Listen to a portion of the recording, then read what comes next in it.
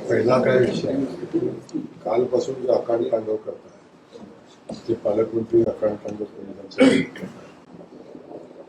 आजपर्यंत पोलिसांची सेवा घेताना बरं वाटलं. 5-5 पोलीस गाड्या मागे पुढे येऊन पोलिसांचे हॅरेसमेंट करणं, चौकामध्ये जर पोलीस नसला तर तो सस्पेंड करणं, कुठल्या गोष्टी एका देवाचं दर्शन घेत असताना अख्ख्या शहराला भेटीला धरणं. आजपर्यंत पोलिसांना भेटीला धरायचं काम केलं कोणी? हे आपण बघितलं असेल आतापर्यंतची परिस्थिती काय आहे. आणि तुम्ही एसपीशी बोलताना सुद्धा वेगळे असल्यासारखे एसपीला बोलून आजपर्यंत तुम्ही ज्या पद्धतीचं वर्तन केलं. काम कशाला? काल तुम्ही जिल्हा परिषदेचे सगळे सीसीटीव्ही करून दिला.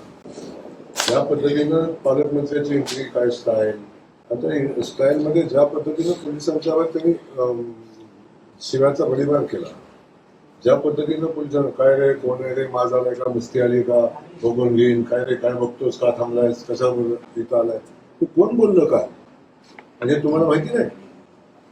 ज्या ज्या स्टाईलनं आपण पोलिसांशी वर्तन केलं. आणि मला एक सांगा, प्रशासनाच्या अधिकाऱ्यांशी ज्या पद्धतीचं वर्तन केलं, हे कुठल्या लोकशाहीचं असेल? हे लोकशाहीचं कोण सांगतं? लोकशाहीच्या गप्पा मारतं का? ज्या पद्धतीने आपण ही निवडणूक होती ना, निवडणूक होती, जिल्हा परिषदेच्या गेटच्या आत जायचं कारण काय होतं? जिल्हा परिषद सदस्याची निवडणूक होती ना, काय कारण होतं त्यांचं आत जायचं?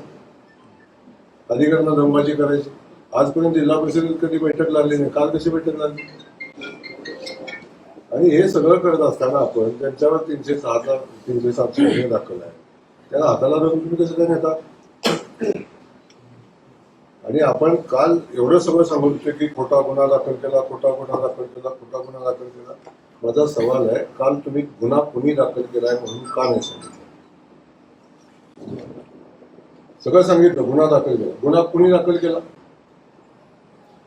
गुन्हा दाखल केला जो सदस्य ज्या सदस्याच्या वडिलांना त्यांनी गेल्या 45 दिवसापासून डांबून ठेवलं, तो राष्ट्रवादीचा सदस्य आहे. ज्यांनी गुन्हा दाखल केला तो राष्ट्रवादीचा पदाधिकारी, आता नव्यानंच पक्षात घेतलाय त्यांनी, आणि तो त्यांच्यासोबत त्यांनी गुन्हा दाखल केला. इथं भारतीय जनता पक्षाचा संबंध आला कुठं? का तुम्ही भारतीय जनता पक्षावर आरोप करताय? संबंध आला कुठं? तो तुमचा पक्षांतर्गत विषय आहे, पक्षामध्ये तुमचा चाललाय. आणि वडिलांचा अपहरण झालं, मुलगा सांगतोय, आम्ही कोणी सांगितलं आजचं अपहरण झालं? तेव्हा काल 3 वेळा दोन्ही मंत्री ठासून सांगत होतो, लोकशाहीचा खून केला, खोटे गुन्हे दाखल केले, खोटं हे केलं, खोटं ते केलं. कुणी केलं? तेव्हा पहिला विषय आहे की त्यांना दोघांनाही माझा सवाल आहे, तुम्ही कालपासून जे प्रेस घेताय, तुम्ही गुन्हा कुणी दाखल केला हे का नाही सांगितलं? का नाही सांगितलं? आणि एवढी लोकशाहीची पूजा करता तुम्ही, तर मग तुमच्या सदस्यांवर विश्वास नव्हता. 45 दिवसापासून का डांबून ठेवले होते? कशासाठी डांबून ठेवले होते? आणि त्याला गाडीत उतरताना सोडलं, हाताला धरून जातात, त्यांच्यावर दबाव नव्हता का? प्रेशर नव्हतं का? ही लोकशाही आहे का?